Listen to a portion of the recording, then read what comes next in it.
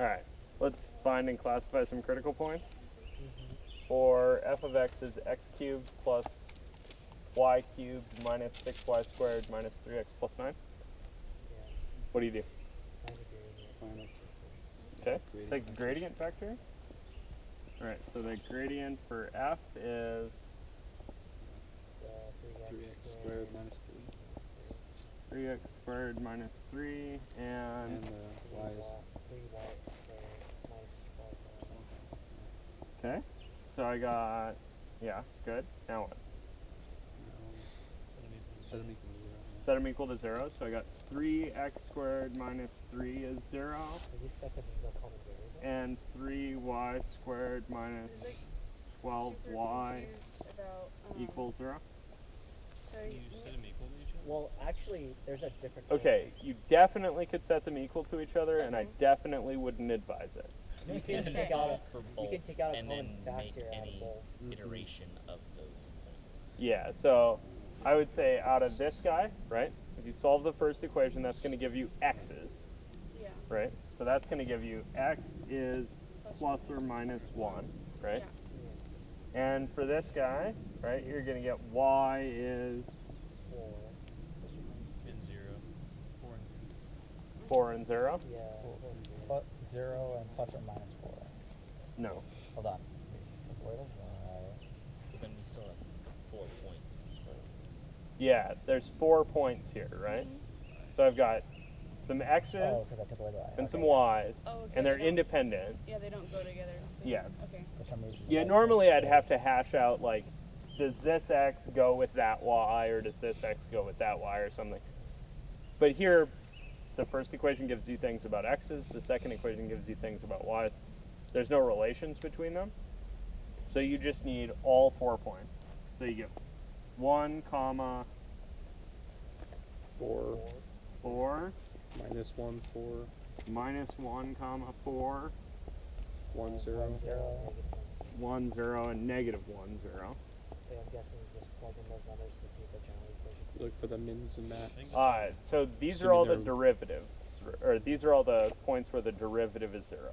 Yeah, the gradient 0. So here's your critical points. So now we gotta Bam. do our Lit. robust second derivative test. Yeah, so now we want to establish whether these are local maxes, mins, or saddles, right? So we need our second derivative test. 6x, 6y. So we need to figure out what Um, fxx, fyy, and fxy are, right? Okay, so what's fxx? 6x. 6x. 6x. What's fyy? 6y minus 12. 6y minus 12. And fxy is, 0. 0. really? Yeah. 0, 0, 0, 0, 0. Okay, cool. That makes my life easy, right? Yeah. That just Because then d is what? Always positive. D is Not necessarily. Wait, hold on. 36. Times. D is just dependent. Oh, okay. Yeah, So d is 6x times 6y minus 12, right? So pretty much just means there's nothing weird going on. Yeah, so No all I need twist. to do, right, is check the signs of each of these pieces, and then I'll know, right? So if I'm looking at my first critical point of 1, 4, right? D is going to be 6, 6. Okay. 6, which is positive, times 24 minus 24 minus 12 is 12, which is positive. positive. Okay, so D is positive, right? So the next D is And then what else do I need to check? the other The signs.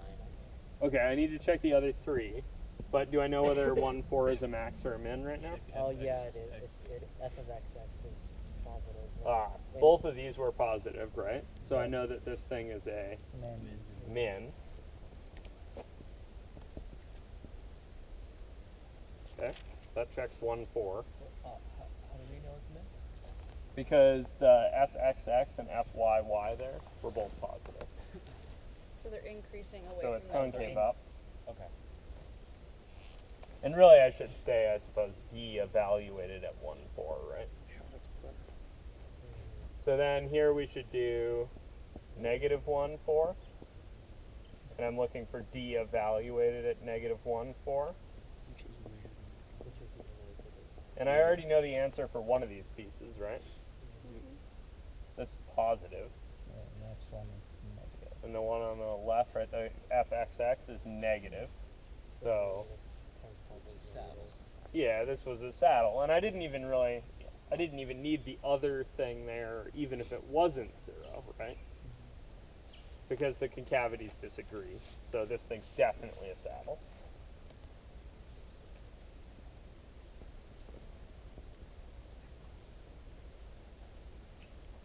Okay, how about 1, 0?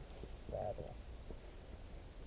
So D evaluated at 1, 0 gives you a positive thing and a Negative. negative thing.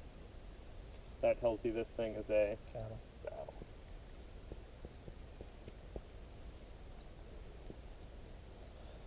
Okay, and the last one is -1, 0. Negative. Negative. And D evaluated there is negative. It's a max.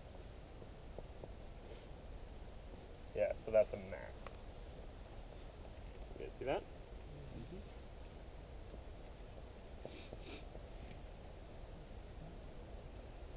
And then Cool. you check the min and max values to find where they are at maximum. So I could calculate min and max values by taking these guys and shoving them into the function, Mhm. right? Did they ask for that, or did they just ask for me to classify the critical points? So I would say these are, right now, a local minimum, right? And a local maximum. Do I know whether they're global or not? It's not closed and bounded. It's not closed and bounded, right? So I'm not guaranteed that there exists an absolute max or min. Does there? Probably not. Cubic in at least one of the directions, right? You guys see that? So definitely not. Right? If I just fix the y's at, like, I don't know, the x-axis, right? Like set the y's equal to 0. I've got a cubic in x, right? So I know if I run x off to positive infinity, I'm going to get positive infinity out. If I run x off to negative infinity, I'm going to get negative infinity out. So these are local minimum and local maximum, not globals. Why is it that one the min and the other one the max? Isn't that one higher? It's a local minimum. But why is it a minimum? Is it it's 1, 4? The other one's -1, 0. Because you're Oh, looking so at one- D. D is giving you what, the concavity. Yeah, D's giving me some Oh, cavity. okay. If I plug these numbers into here, I may actually get a bigger value at the minimum than I have at this maximum. All you're- the local means is that this thing's the top, this thing's the bottom of a little bump, Okay. right? Oh, yeah. Remember This the thing's the- equation for D is Yeah. the second derivative. So if the D's are, if it's both positive, it's going to be a minimum. It's going to be concave up. So I'm looking for Yes. the sign of the D, right? Yeah. And so I've got a positive thing, and a -0 squared. Mhm.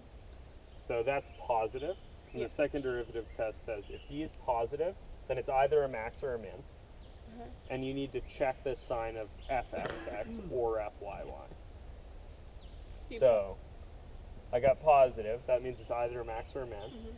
And then I went and I looked, and fxx was positive. Yeah. Okay, so then you check. Okay. Because so if it's positive, it's a min. If it's negative, it's a max. Yeah, in this specific example. Okay. In general, it's if D is bigger than 0 and fxx is bigger than 0, you've got a minimum. If D is bigger than 0 and fxx is less than 0, then you've got a maximum. Okay. Cool? Questions, things? That help? Yeah, I got to like the second derivative part, like I found all the critical points, and I got to the second derivative part. And that was, No, it was the fact I didn't know what to do because I had variables, and I didn't think to just plug things in. yeah, this D thing, right? It really needs to be evaluated at the critical point. You actually did a pretty good job when you did the lecture on that one, where you showed the Yeah, E equals I was trying FFX to. evaluated at critical point times the FYY at the critical point. Yeah, to be totally clear, I really should have said this, right? D of critical point Yeah.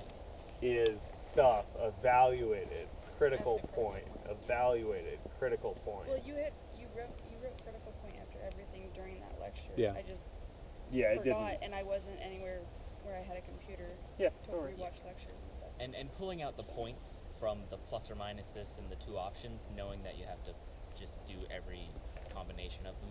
Yeah, that's tough. In general, right? If they're not related, then you need all the combos. If they are related, then you need to make sure that the X you've said goes with the Y you've said. Cool?